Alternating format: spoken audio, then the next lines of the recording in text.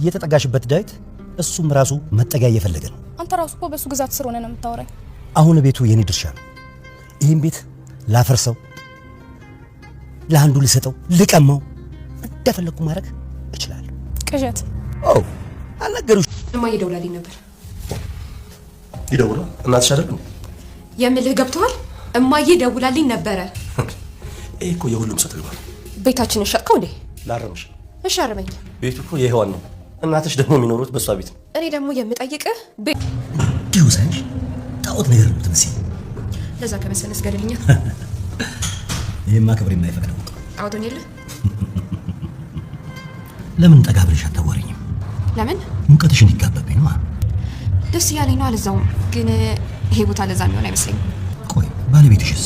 እሱ እንዳንተ ልብን የሚያሞቅ አስተያየት የለውም። በወጣትነቴ ብታገኘኝማ የግሌ ነበረ ማደርግህ። ባሪዎቼ መልካም ነገር ማድረግ ደስ ይለኛል። እንግዲያውስ እኔም ለአንተና ለዓላማ ዘመኔን ሙሉ ልገዛ፣ አንተም ደግሞ በምትኩ ለእኔ አንድ ነገር ታደርግልኛለህ። እና ንግግሬን ከቁብ አልቆጠርከውም ማለት ነው? ሙቀትሽ እንዲጋባብኝ ነው። የሱ ፍቃድ ልጄን መግደልና ማህፀኔ ለዘላለም መዝጋት ነው። አውሬ ነህ። እሺ አውሬ መሰለ ማን እንደሆነ አልነገሩሽም እንዴ? ደደብ ነሽ እያልሽኝ ነው? መሰለ ሞዴል ስንዴ አምራች ብቻ አይደለም። ሰማይ ትሞታለህ። አያቶ መሰለ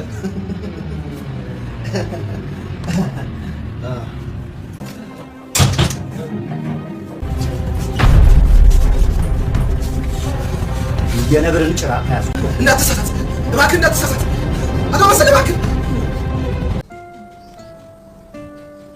ሉሊት ምን አልከኝ? ደህና ነሽ? ቆይ እኔ ሰነፍ ሰው ነኝ እንዴ? በጭራሽ ሉሊትዬ፣ አንቺ እኮ በእድሜም በልምድም የሚበልጡሽን ሰዎች ሁሌ እንዳስገረምሽ ነው።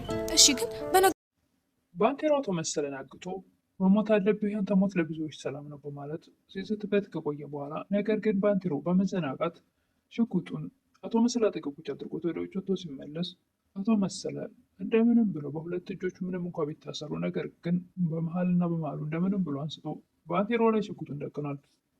አቶ መሰለም የነብርን ጭራ መያዝ ይሆንብሃል እያለ ባንቴሮ ላይ ሽጉጡን ደቅነው፣ ባንቴሮም እባክህ አቶ መሰለ እንዳታደርገው፣ ባንቴሮ ወደ ውስጥ ከመግባቱ በፊት ለደብ ደውሏል። ደብ ይደርስለት ይሆን ወይስ አቶ መሰለ ጨክኖ ይጨርሰው ይሆን? ሽጉጡን ምላጩን ይስበው ይሆን?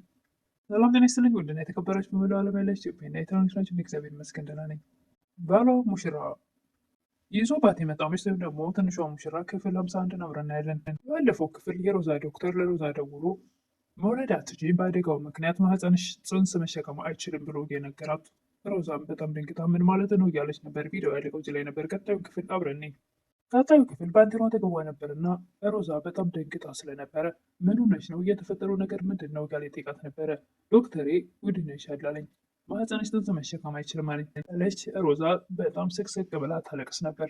ማየ ብሎ የሚጠራኝ ልጅና ልጅ ብዬ የምጠራው ዘር ማስቀረት አልቻልኩም እያለች ሮዛ ማንባቷን ትቀጥላለች። ባንቴሮም ለአንቺ በጣም አዝናለሁ፣ አይዞሽ ተረጋጊ እያለ ያረጋጋት ነበር። ዩኒትም ደብን ለምን ትምህርት ቤት ድረስ መምጣት ነበረበት እንዴ? ለምን መጣት ትለው ነበረ። ሰላም ፈልግ ይል ነበር ደብ እና ሰላም ክናገኘት ነበረ። ሉሊት አዎ ይኸው አጠገቤ ቁጭ ብላለች ይላት ነበር ደብ። ሉሊት አንቺ እኮ የኔ ሰላም ነሽ ይላት ነበር ደብ ሉሊትም እውነቱን ብትናገር እኮ እኔን አይከፋኝም፣ እኔን ለማሳመን ብለህ ያልሆነ ነገር አትናገር ወንድሜ ትል ነበረ። ሉሊትም ምን ማለትሽ ነው? ትዋሻለህ እያልሽ ነው እንዴ ነበር። እንደዛ ለማለት ፈልጌ ሳይሆን እኔ እዚህ መምጣት እኮ ለአንተ ችግር ነው ይዞብህ የመጣው እንጂ ሰላም አይደለም ትል ነበር ሉሊት። ማለት በአንተ ላይ ብዙ መከራ ያመጣሁብህ ሰው ነኝ ነበር ሉሊት። ዳዊትም አንቺ ከመጣሽ እኮ ብዙ ነገሮች የተሸፈኑት ማንነቶች ሁሉ ተገልጦልኛል ይል ነበር። በመምጣትሽ ብዙ እውነቶችን ተጋፍጫለሁ፣ እዛ ከሆነማ እኔ ላንተ ሸክም አልሆንኩብህ ማለት ነው ትል ነበር ሉሊት። አንቺ ለእኔ መነጽሬ ነሽ ይላት ነበር። ብዙ ነገር የማይብሽ መነጽሬ ነው ይሆንሽልኝ፣ ምክንያት እኔ ሰውን እንደ መጽሐፍ ማንበብ ጀምሬያለሁ ይል ነበር ዴብ። ሉሊትም እና እኔን እንዴት አነበብከኝ ትል ነበረ። ዳዊትም ልብሽም ሆነ አእምሮሽ ህሊናሽ በብርሃን ጨረር ስለተሸፈነ ልመረምረው አልቻልኩም ይል ነበር። በፈገግታ አረዋንም የቀነስ አድርገው በዛ ቤት ትል ነበር። ጣት ውስጥ የለመለመች የምታበራ ለመች ዛፍ። ዳዊትም ይህን እየተነጋገሩ እያለ ለተወሰኑ ጊዜ ክላስ አትገቢም ይላት ነበር። ለምን ትላለች ሉሊት። ለተወሰነ ጊዜ እንደማትሄጂ አስፈቅጄልሻለሁ ይላት ነበር። ብልሽን ነገር በሙሉ በኢሜይል እንዲላክልሽ ሞ በቴሌግራም ተልኮልሽ እዚህ ሆነሽ እንድትሰሪ አስተላልፌያለሁ ይላት ነበር። ለምን ማድረግ እንዳለብኝ አልገባኝም ትል ነበር ሉሊት። ይህን ካወቅሽ ይበቃሻል። ዝርዝሩ ደግሞ ሌላ ቀን እያለች ነበር ዘብ። ስለ ምክንያት ነው ትል ነበር ሉሊት። አዎ በሱ ምክንያት ነው። ምክንያት እሱ ሊሆን ይችላል። ሌላኛው ውስጥ ደግሞ ትል ነበር ሉሊት። በት ሌላኛው ምክንያትም እሱ ሊሆን ይችላል። ሮዛም ፍጻሜ ከጅማሬ የባሰ የከፋ ሆነብኝ። ለራሴ ከማልቀስ ውጭ ምንም አማራጭ የለኝም እያለች እኔ ክፉ ደጉን መለየት አቅቶት በለቅሶ አይነ ሊጠፋ ቻዋን ራሷን ታስጨንቅ ነበር ሮዛ።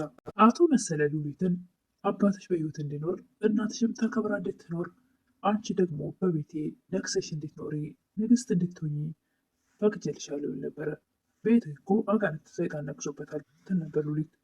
ዳዊትንም አንቺ እዚህ ቤት ውስጥ ስላለሽ የአንድ ቀን ጊዜ ሰጥቻቸዋለሁ። ቤት እቃቸውን ጠቅልሎ መውጣት አለባቸው።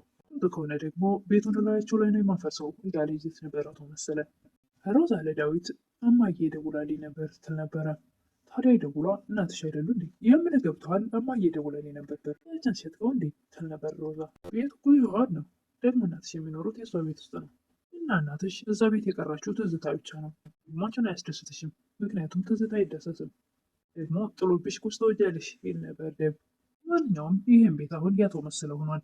የምንጓጓለት ንብረት የኔም ያንቺም አይደለም። አንቺ ቁስ የተቀመጥሽው የኔ ፍቅር ብለሽ እንዳልሆነ ይገባኛል ይላት ነበር ደብ። ለማንኛውም ትንሽ ጊዜ ነው የቀረን፣ ሁላችንም ከዚህ ተጠራርገን እንወጣለን ይላት ነበር ደብ። ባንቴሮ ሉሊትን ዛሬ ደግሞ ጥሩ ባልቴት መስለሻል ይላት ነበር። የሰነፍ ሰው ነኝ እንዴ ትል ነበር ሉሊት። ትንሽ አይደለሽም አንቺ እኮ በዕድሜም ሆነ በልምድ የሚበልጡሽን ሰዎች በጣም ሁልጊዜም እንደምታስገርሚ ታውቂያለሽ። ነገሮች ቶሎ ተስፋ መቆርጥ እመስላለሁ። ጭራሽ አይደለሽም። አንቺ እኮ እንደዚህ አይነት ሰው ብትሆኝ ኖሮ ህልምሽን ሳይሆን የምትኖሪው የቤት እመቤት ነበር የምትሆኚው ይላስ ነበር ባንቴሮ። ስወርቅ ብቻዬን አይደለም የምወርቀው፣ የደገፉኝን ሰዎች ሁሉ ነው የምወርቀው። ከዚህ በላይ ልጎዳው አልፈልግም። ለምንድን ነው ደግሞ መሰለ ቤቱን በስሙ እንዳዞር ያልነገራችሁኝ ትል ነበር ሉሊት። ገርምሽ እንዳትደነቂ ብለን ነው። እናንተ እኮ የኔ አካል ናችሁ። ሳላቅስ ታለቅሳላችሁ፣ ስደሰት ትደሰታላችሁ አይደል እንዴ ሲል ነበር ባንቴሮ። እና ለምንድን ነው እኔ የመፍትሄው አካል ያልሆንኩት? ሮዛ ከቶ መሰለ ጋር ለአንተና ለዓላማህ ዘመኔን ሁሉ እገዛለሁ፣ ነገር ግን አንተ ደግሞ በምትኩ የምፈልገውን ነገር ታደርግልኛለህ ትል ነበር አቶ መሰለ። በአንድ ወቅት የእናቴን መኖሪያ ቤት ለሔዋን ዳዊት ገዝቶላት ነበር። አሁን ያን ቤት ሳናውቀው በላዩ ላይ ዳዊት ሊሸጠው ነው ትላለች። አቶ መሰለም የዳዊት የሆነው ነገር ሁሉ አሁን በሙሉ የኔ ነው ይል ነበር። እና እናቴ ከዛ ቤት አትወጣም አይደል ትል ነበር ሮዛ። ትወጣለች እንጂ እሱን አፍርሼ የተሻለ ህንፃ ሰራበታለሁ ይል ነበር አቶ መሰለ። እዚህ ደግሞ እናትሽን እቃ በቦታ ታግዣታለሽ። ባንቴሮም ለዳዊት ህዝብን ለማገልገል የተሾመ ሰውዬ እንደፈለገው ወንበር ላይ ቁጭ ብሎ ህዝቡን የሚጎዳ ነገር የሚያደርግ ሰው አለ ይል ነበር። በመሰለ ጀርባ ስላለው ሰውዬ ነው እያወራሁ ያለሁት። ይህንን መረጃዎች በሙሉ ነገሮችን ሰብስቦ የኔን ስም የኔን ካርታ ወደ አቶ መሰለ የቀየረው እሱ ነው ማለት ነው፣ ባለስልጣኑ ነው ይል ነበር ደብ። አዎ የመሰለ የት ልጅ ነው ደግሞ እዚህ ስልጣን ላይ እንዲመጣ የረዳው ራሱ መሰለ ነው ይል ነበር ባንቴሮ። መረጃዎች ብናገኝ ጥሩ ነበር፣ የድምፅም ሆነ ጽሑፍ ይል ነበር ደብ። ባንቴሮም የዛሬ ባለስልጣኑን ስልክ ለዳዊት ሰጠዋል። እንዴት እንደዚህ ሊሆን ቻለ ይላል ዳዊት። ወደ መታጠቢያ ክፍል ሲገባ ቀስ ብዬ ጉድ ሰራሁት ይል ነበር ባንቴሮ። የነቃብኝ ኑሮ ሬሳዬንም አታገኘው ነበር ይል ነበር ባንቴሮ። ሐሰተኛ ሰነዶች አዘጋጅቶ ቤቱን በስሙ እንዳዞረው እንደርስበታለን ይል ነበር ደብ። ፖሊሶቹን ግን ታምናቸዋለህ ይል ነበር ባንቴሮ። እውነተኛ ለእውነት የሚቆም ኢንስፔክተር አለ፣ ለእሱ ደውላለሁ ይል ነበር ደብ። ስለ ሞዴል የአንድ አምራች ብቻ አይደለም አደገኛ አደንዛዥ እጽን ጭምር ያዘዋውራል ይል ነበር ደብ። ዙም መኪና ስንት ሰዓት ነው የሚነሳው? ከየትስ ወዴት ነው የሚንቀሳቀሰው? መከታተል አለብን ይል ነበር ደብ። ሮዛ ሉሊትን ትጠራታለች። ወደ አሁኑ ስላልመጣች ምንድነው አሰሚው እንደ ትላት ነበር። ለመመነጫጨቅ ስትሞክር ለመስማት አልፈለግኩ ይሆናል ትል ነበር ሉሊት። ለዚህም ደርሰሽልኛላ ትል ነበር ሮዛ። ያሉ ቃላቶችሽ ንቀት የተሸከመ ነው ትላት ነበር ሉሊት።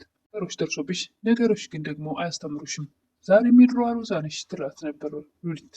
ሮዛም እንዳለችው ሉሊት ምንም ነገር አያስተምራትም እና አንቺ ሰገጤ እያለች ሉሊትን ለማሸማቀቅና ቅስሟን ለመስበር አልሆነ ቃላቶች ለመናገር ትሞክር ነበር። በጣም ይገርመኛል ትል ነበር ሉሊት። ምን እንደሚገርምሽ ዳዊት እኮ የሚነበብ መጽሐፍ ነው፣ እሱን አቅፈሽ ተኝተሽ መማር ካልቻልሽ መቼም አትማሪ ትል ነበር ሉሊት።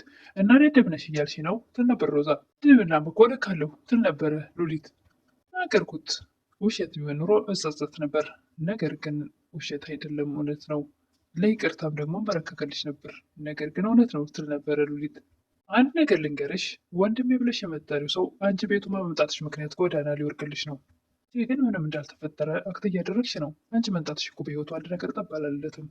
ነግቶ የገነባውን ቤት አንቺ ፈረሽበት እያለች ነበር ሮዛ ሉሊትን። ዳዊት በተቃራኒው አንቺ ሁሉን ነገር የማይብሽ መነጽሬ ነሽ ይላት ነበር። ሉሊትን ቅስሟን መስመሯን ቀጥላለች። እኔ የሚያሳዝነኝ ዳዊት ነው። አንቺ እንደሆነች ነገ አቶ መሰለ ጋር ሄደች መጋደምሽ አይቀርም ትል።